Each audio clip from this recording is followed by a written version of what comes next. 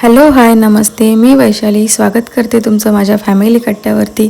तर आम्ही आज जायला निघालो आहे अमरावतीला. कसे आहे तुम्ही मित्रांनो? आम्ही चाललो आहे अमरावतीला. आता अजून आले 172 किलोमीटर 2 घंटे 13 मिनिटं. कुठे तुम्हाला भेटलं?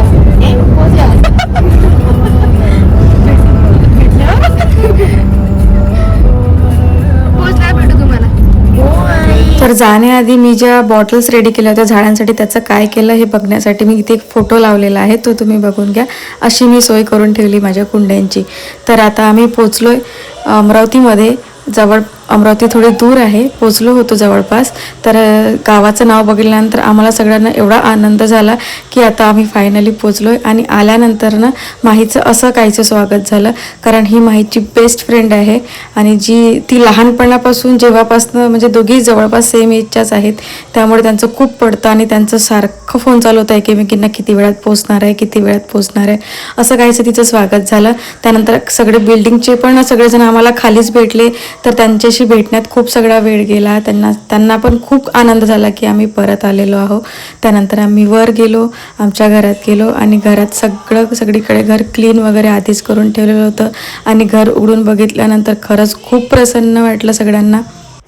खूप दिवसानंतर स्वतःचं घर पाहण्याचा आनंद काहीतरी वेगळाच असतो, त्यामुळे खरंच सगळ्यांना खूप छान वाटत होतं. आरो माही तर इतके खुश होते कारण की त्यांना त्यांचे फ्रेंड मिळाले होते आणि ते तर घरात थांबलेच नाही.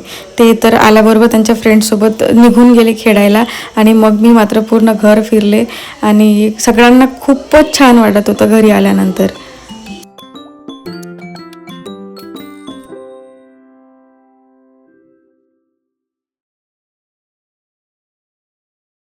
पूर्ण दिवसभर ट्रॅव्हल केलं आणि 6 वाजता आम्ही इथे अमरावतीला पोचलो. आता मला सगळे घरचे कामं करायची आहेत. सगळं स्वच्छ आधीच करून घेतलं होतं, बाई सांगून दिली होती आधीच चाबी, कारण आम्ही इथे खालच्या काकूंकडे सोडून गेलेलो होतो. सो त्यांच्याकडनं चाबी घेऊन त्यांनी पूर्ण घर क्लीन करून ठेवलं, त्यामुळे मला यावेळी आल्यानंतर असं धूळ आहे आणि स्वच्छ करावं लागतं आहे आधी, असं काही झालं नाही. तर सगळं घर स्वच्छ आहे. आता फक्त मला सगळी भांडी अरेंज करायची आहेत आणि जो मी किराणा वगैरे सगळं आणलं आहे तो सगळं अरेंज करायचा आणि स्वयंपाक करायचा आहे. त्यानंतर मला राहण्यासाठी जे काय सगळं लागणार आहे आता त्याच्यासाठी मी माझी क्लिनिंग चालू केली होती. पहिले तर हा पूर्ण गॅस काढून घेतला आणि गॅस ऑलरेडी लावलेला होता, सिलेंडर वगैरे अटॅच होतं सगळं. फक्त मला त्याला साफ करायचं होतं, त्याच्यावरचं कव्हर वगैरे काढून ते मी सगळं करून घेतलं. आणि मग आरवने मला रूम्समध्ये जे आम्ही पॅक करून ठेवलेले भांडे होते त्याचं एक पोतं भरून ठेवलेलं असतं मी नेहमी, कारण मी इकडे येते ते यूज करते आणि जाताना पूर्ण धुवून वगैरे पोत्यामध्ये भरून पूर्ण पॅक करून ठेवलेले असतात. तर ते मला आणून दिलं. मग ते पुन्हा मी पूर्ण सॉर्ट केलं, काढलं आणि ते सगळी भांडी मी पुन्हा धुवून घेतली आणि मग सगळं क्लिनिंग वगैरे करून घेतलं. ट्रॉल्या वगैरे पुसून घेतल्या आणि ओटा वगैरे तर आधीच क्लीन करून ठेवलेला होता. तर हे सगळं बेसिक जे आपली कामं असतात ती सगळी करून घेतली आणि मग मला असं वाटलं की किचन आता मी यूज करू शकते.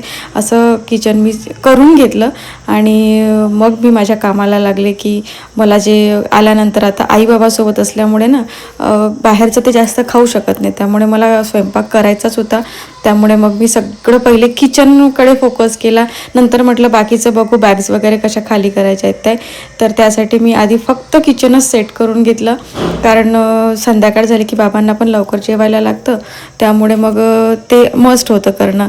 आणि पाण्याचा माठ नव्हता आमच्याकडे, इथं आता फ्रीज नाही आहे, त्यामुळे आता पाण्याचा माठ पण आणायचा आहे. आणि यांनी ना आम्ही आल्यानंतर लगेच थोड्या वेळात कूलर वगैरे पण आणून घेतला होता, तो रात्री आम्हाला इन्स्टॉल करायचा होता. तर हे सगळं असं चालू होतं. पूर्ण पहिले किचन आवरून घेतलं आणि मग मी बाकीच्या कामांना लागले.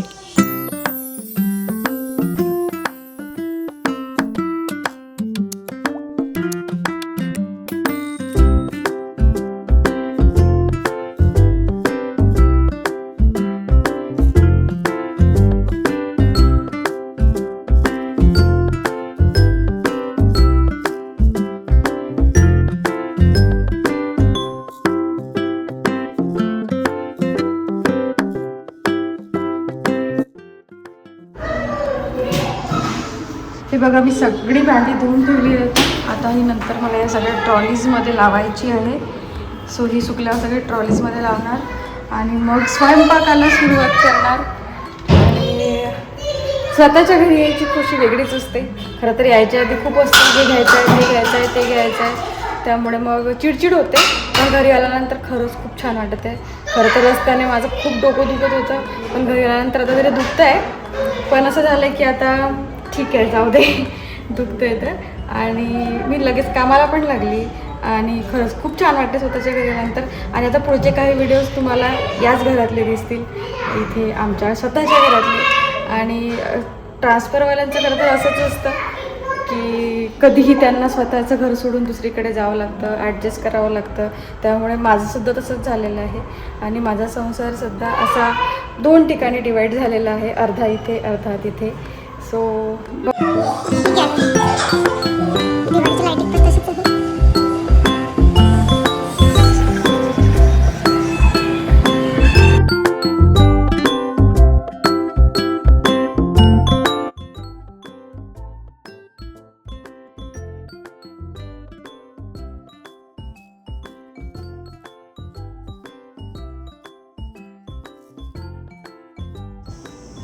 त्यानंतर मी स्वयंपाक करायला घेतला. आणि स्वयंपाक करताना आपल्याला पहिल्यांदा असं असते की आपल्याकडे सगळ्या बेसिक गोष्टी आहेत, तर काय करायचं.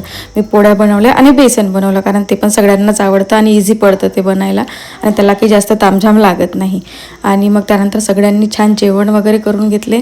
आणि मग त्यानंतरनं मी खरं तर व्हिडिओ एंड केला होता, पण मला कूलर इन्स्टॉलेशनचं दाखवायचं क्लिप टाकलेली होती मी, तर ते मी नंतर ॲड केली, त्यामुळे थोडं मागे पुढे तुम्हाला वाटेल. तर हे सगळं जेवण वगैरे झाल्यानंतर आम्ही आधी कूलर फिट करून घेतला, कारण आम्ही ना आमच्या बेडरूमचा जो AC आहे तो आम्ही नगरला घेऊन गेलो होतो. खरं तर तो उगाच घेऊन गेलो, तिथे तो पडलेलाच आहे, तो तिथे इन्स्टॉल केलेला नाही, कारण तिथे पण कूलरवर होऊन जात आहे. आणि इथे माहीच्या रूममध्ये ऑलरेडी एक AC आहे, तर त्या रूममध्ये आजी आप्पा राहणार होते, तर आमच्या रूममध्ये काही नसल्यामुळे आम्हाला आल्याबरोबर आधी कूलर आणावा लागला. आणि रात्री विदर्भामध्ये तर फारच गरमी असते अमरावती साईडला, त्यामुळे कूलर मस्ट होता, तर तो आधी आम्ही फिट करून घेतला, कारण मग रात्री असं नको व्हायला की खूप गरमी होत आहे. तर कूलर फिट वगैरे करून घेतला. त्यानंतर आम्ही दिवसभराचा खूप थकवा आलेला होता, कारण 8 ते 9-10 तास म्हणता येईल आम्ही प्रवास केला होता, त्यामुळे आम्ही भरपूर थकलो होतो.